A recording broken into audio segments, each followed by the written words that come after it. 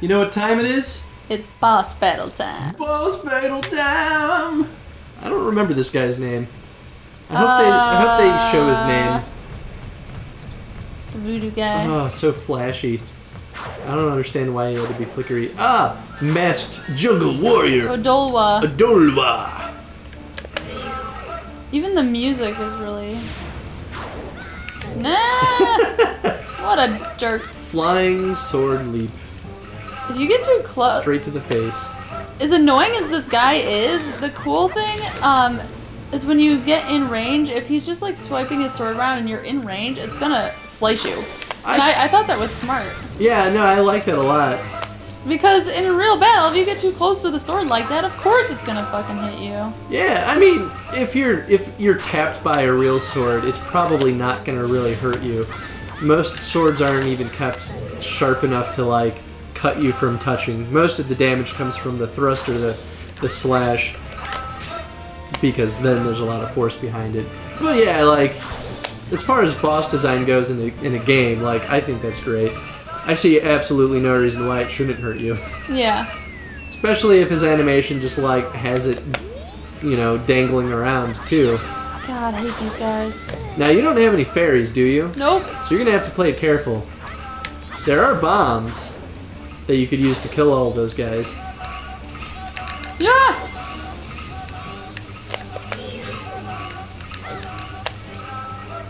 Oh, whoa! Whoa! What? Okay, did you see that? First of all, the cockroaches, they circled around the bomb. Their attention was drawn to the bomb. The second thing is, the bomb killed the moths. Alright, bombs. Which... Save me! Oh god, I just thought the bombs were there to, I don't know, help you out, because those cockroaches are tough. I didn't think they'd kill the moths. Yeah, it draws the attention of the moths too. That time the fire killed the moths. Oh no. But yeah, no, that's crazy. Is this also? I think this is the first time that we've seen bombs in this game. Mm-hmm. Even though you can just buy them. Oh, this is not going well. You should shoot him. Bam! Now he's stunned. So I think when he's dancing like that, that's like prime time to shoot him with an arrow. This is scaring me. Ah! Damn it. Well, I guess I got rid of the mobs. Oop, watch out.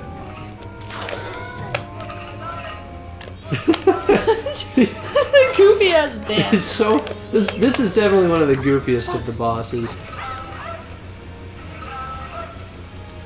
I think you can also slash it to well, start that's what I was trying to do, and it didn't work. Oh, really? Yeah, I don't know. Oh, man. Learning about that bomb mechanic totally changed the way that I looked at this battle, too. Thank God, I knew I needed that.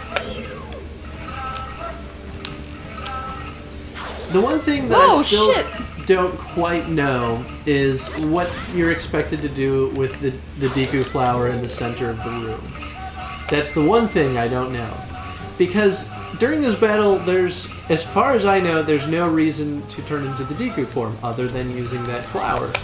And it doesn't really seem like there's a strong enough benefit to using it. Like, maybe you could use it to kill the cockroaches, but the bombs are the better option. So, if there's an optimum strategy, then players aren't going to have any reason to turn into Deku form, you know? Yeah. Bam! He's taking a while to die. Yeah. Well... Get out of here! That's because there's a lot of, like, time in between hits, right? Yeah, see, I'm, like, slashing at it. Yeah, I guess you're right. Run away! Where is he going? I don't know. Yeah. Nice. Yeah, he probably doesn't have too much longer. I want these things! No! Aw, sad day. Get away! Whoa, what is he doing? I don't know. He's to your right. God, this is not working out so well for me. You'd think that because this is my third time fighting him that I would have this thing down pat, but he is a difficult boss. Maybe not mechanically, but something about, or not design-wise, but There's a lot of dodging and timing, yeah. which I guess is kind of the norm for Zelda bosses. Shit! I am not enjoying this. Oh, careful. I just want some fucking hearts. No, I'm gonna die, aren't I? Oh God. This is, why are you on top of me? Maybe that's what you're supposed to do with the Deku flower. No! Die! Die! Die! Die! Kind of reminiscent of the turtle spin attack. Oh God. So scared. Oh, is this the end? Is this it? Oh. No! Oh, there's a Fuck no! heart right there. God damn it! All right. Well, we're gonna fast forward back to this point. No! What the fuck?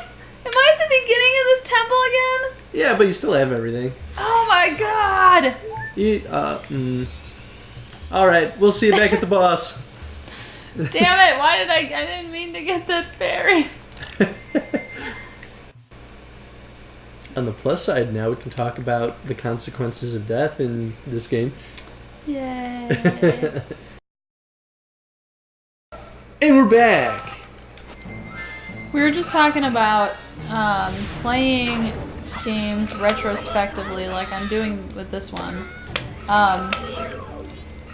When I was growing up, I did not get game systems. My brother and I had to save up to buy one. So the first one we were able to save enough money for was GameCube. So the only system I've ever played these on is GameCube, and obviously that's what I'm playing it on now.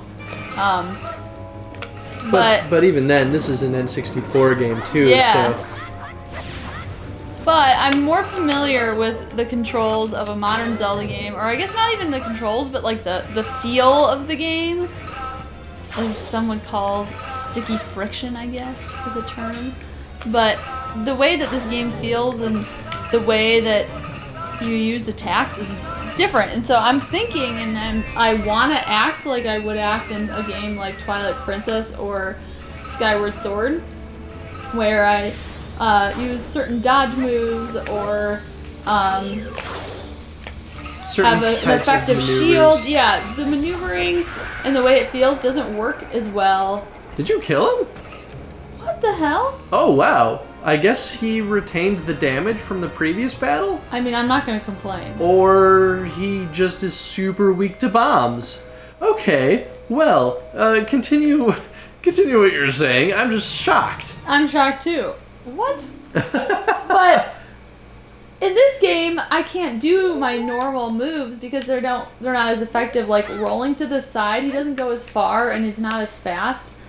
And the Z targeting is much more difficult to use too, so it requires you to use Z targeting to be able to use those maneuvers. Yeah, and it doesn't latch on, and so playing this game is really odd, and it feels frustrating because it's slower. I don't know, it just doesn't work as well, and I'm frustrated because I want to use the tactics I normally use, but I can't. Yeah, and I think that's something that I'm really, really curious to see if, if people that play games from like newer generations that never really saw these games in their childhood, or people that got into games later, or people that never got into the retro games, right? I wonder if that's something that they also can identify with, because I've been there where I pick up an Atari game and I'm just like, how the fuck did people play this? AKA Tron. Yeah, I mean, I think Tron is fantastic, but it is hard as hell. It's so hard. And like, to some people it's intuitive and that's exactly what they understand. And I play games like Majora's Mask and I'm like, this is what I understand and this is what I'm good at.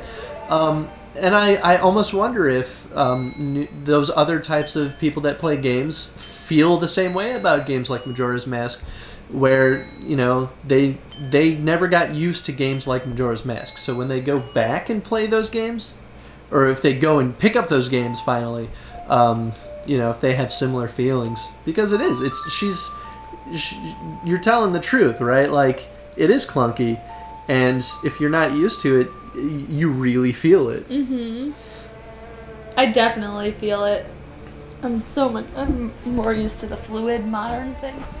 And that's not to say that this is bad. Like, that doesn't make this a bad game. No, it really just kind of speaks to both the technology and the advancement in the software, because, you know, now we have crazy algorithms to calculate physics and movement, and there's so much fine-tuning that goes into it that just couldn't be processed by the consoles that these games were developed for. Yeah. And this game definitely still has value. I mean, that's why we're playing it. It's wonderful in so many ways. Just movement and combat's not necessarily one of them. Yeah.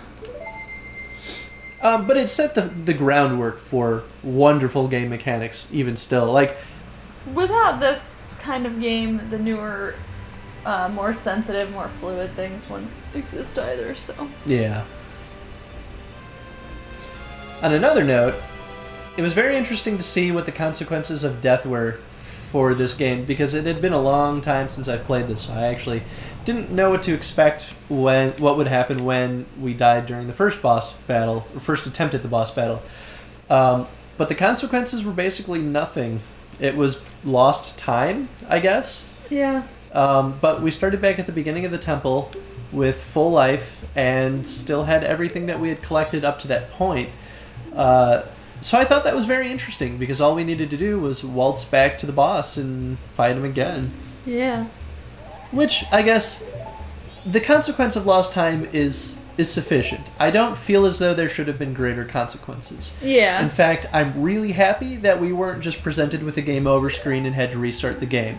That, I feel, is archaic design and is, at this point, obsolete and not good anymore. Maybe it was better with coin-operated machines, but I don't feel like this is the kind of place for it. And we've rooted that out of most of our games nowadays for a reason. Yup. And I kind of stopped playing here, or I'm not pushing A, because I've been noticing that this is like this cinematic moment, and it has these cinematic things where they talk, and then the fairy flies away for a second and says something that they don't want to say, that it doesn't want to say out loud, that's kind of embarrassed to say, like, sorry about your horse, all that stuff I did, you know, like, too afraid to look Link in the eyes, so it kind of floats off and says this thing, and then comes back, and then floats off and says something else, like thinking about the mask, and so it's like a growth of character, like, maybe I was wrong. It's just like, it's just such, I have an acting background, and that's what I did in college, and that's what my degree is in. And so it's so theatrical. It's just like, I don't know. No, almost melodramatic, but it works because you can't see the fairy's expression. So it's like, that's how they give it emotion. They do it through action. Yeah, it's kind of funny. That's pretty fun. I actually didn't even think about that. Like, I noticed it and didn't really think deep into it. But yeah, no, you're totally right. Like, and they do a great job with it too. They make it so dramatic, and it's something so simple, and something that most players probably just skip through too. Hey, we're rescuing a princess. This is a Zelda game. Hey. Oh, and now we're gonna do something that I couldn't figure out the first time because it's so silly. It's super silly, and she gives you a hint, right? But basically, what's gonna happen is she's gonna be like, "Oh, thanks for saving me. Now we just need to get back. If only I can't," or she's going to be like, "I can't get back on my own. If only you had something to carry me in." And the hint is they turn the text red for "carry me." In case you weren't paying attention. Yeah. Focus now, guys. Which, that's good. See, right here. Me. Please find something to carry me in so you can take me back to the Deku palace. And like... Oh, yay, goofy time. When we first played this, Jen just kind of walked out. She was like, all right, well, clearly she will follow me because that would be stupid for her to not follow me. You have legs, girl. Use them. Yeah, right? And then we got all the way back to the Deku Palace, and we were just like, all right, what happens now? Where is the princess? And then I had the dawning realization that, oh, we needed to put her in a bottle. Should we go back now, or did we want to get those fairies? Your call. I mean, we could go grab those fairies on the next episode. Next episode. All right. Well, we'll see you guys in the archives. Later.